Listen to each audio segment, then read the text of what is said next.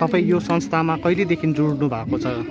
म चाहिँ अस्ति जुलाईदेखि जोडेको, जुनदेखि जोडेको। खासमा चाहिँ मेम्बरसिप चाहिँ अप्रिलदेखि नै भएको थियो, बट अहिले हाम्रो ड्राइभ चाहिँ त्यति बेलादेखि चाहिँ स्टार्ट हुनुभएको थियो। फिलहाल तपाईँ चाहिँ के गर्नु हुँदै थियो? म चाहिँ अहिले साउथफिल्डको स्टुडेन्ट हो, अन्त I am about to be graduated. अन्त तपाईँलाई कस्तो लाग्छ यो यसरी यो असहाय व्यक्तिहरूलाई खानाहरू खुवाउँदा, यसरी भोलिन्टियरली गर्दाखेरि?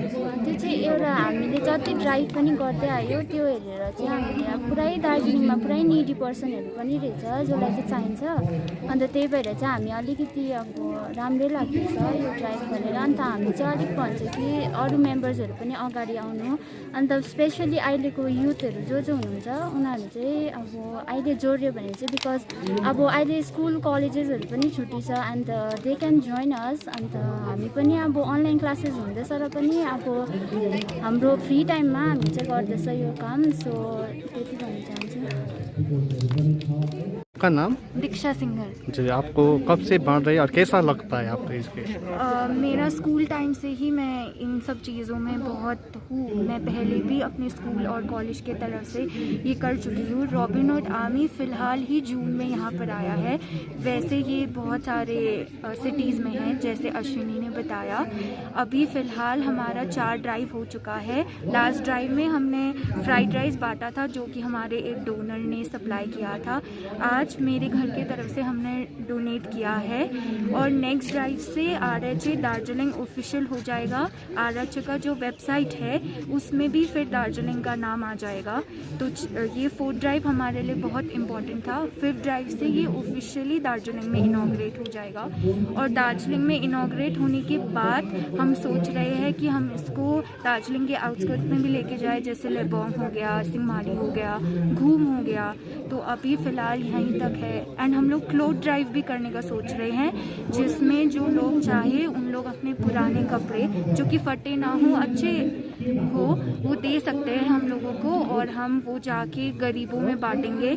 और जैसे एनिमल ड्राइव होगा और पुअर्स को तो होगा, और हम क्या करेंगे, हम रेस्टोरेंट से भी कोलैबोरेशन करने की कोशिश करेंगे। वहाँ हम रेस्टोरेंट्स में जाएंगे, उनको बोलेंगे कि पूरे दिन में वो खाना देते हैं कस्टमर्स को, जब वो खाना बच जाएगा तो वो हमको दे सकते हैं, हम लोग वो बचा हुआ खाना पुअर्स को बांट सकते हैं। तो ये भी एक चीज़ है जो आरएचए का यूनिक पॉइंट है। और एक आरएचए का है कि वो एक नो फंड ऑर्गेनाइजेशन है, वो किसी डोनर से भी पैसे नहीं लेता, वो हमेशा खाना या कपड़ा ही लेता है, फंड किसी से भी नहीं ले सकता। तो आप लोग कैसे फंड कलेक्शन करते हैं? यानी कि अभी तो फिलहाल क्योंकि छोटा है हम लोग स्टार्ट किए हैं, तो और लॉकडाउन था तो रेस्टोरेंट्स खुले नहीं थे, तो फिलहाल मेंबर्स ने ही थोड़े पैसे दिए जिससे हम लोग पानी खरीद रहे हैं, क्योंकि खाना के लिए तो हमें डोनर मिल रहा है, पानी के लिए हमें पैसे देने पड़े जो डोनर्स ने ही 50-50 रुपीज़ करके डोनेट किया था।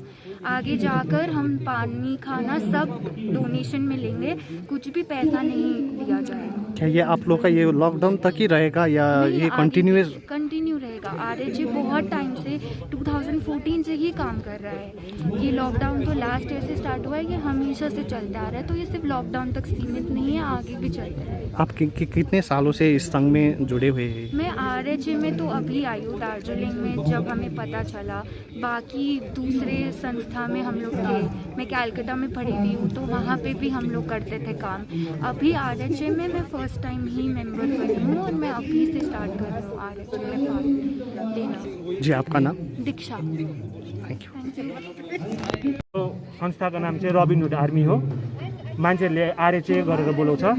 यो संस्था चाहिँ खास गरी दिल्लीबाट स्टार्ट भएको हो, अन्त इट इज अल ओभर इन्डियामा छ, अल ओभर इन्डिया। अन्त साथै मतलब नेभन त 10वटा कन्ट्रिजभन्दा पनि बेसीमा चाहिँ बाहिरमा गरिरहेको छ।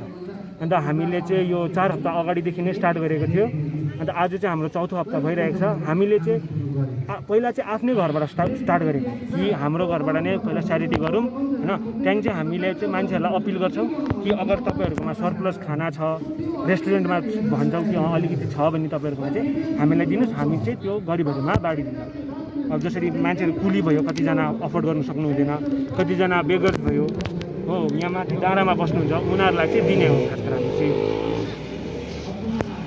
तपाईँलाई नि जस्तो जुड्नुको लागि चाहिँ हामीले अब आजदेखिको हामी पेपरमा पनि भन्दाखेरि सोसियल मिडियामा चाहिँ हामी अप्रोच गर्नेछौँ हो। अब कुनै पेजले चाहिँ हामीलाई सो गरिदियोस्, अन्त हामी चाहिँ 2जनाको चाहे 3जनाको नम्बर दिन्छ, अन्त उहाँहरूले चाहिँ फोन गरेर हामीलाई बोलाउनुहुन्छ, अन्त हामी चाहिँ गएर कलेक्ट गर्छौँ त्यो सामान चाहिँ। तपाईँको नाम? हजुर, मेरो नाम अश्विनी कुमार गुप्ता। तपाईँहरूले चाहिँ मान्छे बाहेक अरू जानवरहरूलाई पनि हुनुहुन्छ? यो चिज चाहिँ पहिला हामीले चाहिँ मान्छेहरूलाई गर्नु खोज्दैछौँ। अब 2-3 हप्ता बाद चाहिँ हामी कुकुरहरूलाई पनि हेर्छौँ, किनकि यसको लागि चाहिँ हाम्रो स्पेसल पेट ड्राइभ पनि हुन्छ, त्यो चाहिँ हामी पनि गर्छौँ। फेरि तपाईँहरू यो डोर टु डोर पनि जान्छ? हजुर, डोर टु डोर हजुर सक्यो भने चाहिँ हामी जान्छ, किनकि अहिले हाम्रोमा मेबी त 15-20जना भलिन्टियर छ। अगाडिको दिनमा अब हुनु त छ, सब बाहिर छ हो। टोटलमा हामी 45जनाको टिम छ अहिले चाहिँ, र सब बाहिर छ कोरोनाले गर्दा। अब सबजना फर्किनुहुन्छ भने चाहिँ हामी डोर टु डोर पनि सक्छौँ। तपाईँहरूले चाहिँ कहिलेदेखि चाहिँ यहाँ दार्जिलिङमा चाहिँ स्टार्ट गर्नुभयो खाना वितरण? हाम्रो यो 1 जुलाईदेखिको चाहिँ हामीले स्टार्ट गरेको। आज चाहिँ 26 जुलाई हामीले डल्लै 4th हप्ता क्लियर गरिसक्यो। जुन हजुर, जुनमा हजुर 1 जुनदेखि चाहिँ स्टार्ट गरेको हामीले। एभ्री डे गर्नुहुन्छ कि होइन? We do it on Sundays खालि, किनकि हामी चाहिँ त्यो हप्ताको रहेको दिन चाहिँ हामी सर्वे गर्छ कसको घरमा चाहिँ के छ भनेर। अब माग्नेहरूकोमा चाहिँ अब कतिजनाको हेर्छ घर कहाँ हुन्छ उनीहरूको, चाहे कहाँ बस्दैछ रेगुलर बेसिसमा, त उहाँ गएर चाहिँ हामीले दिनुहुन्छ।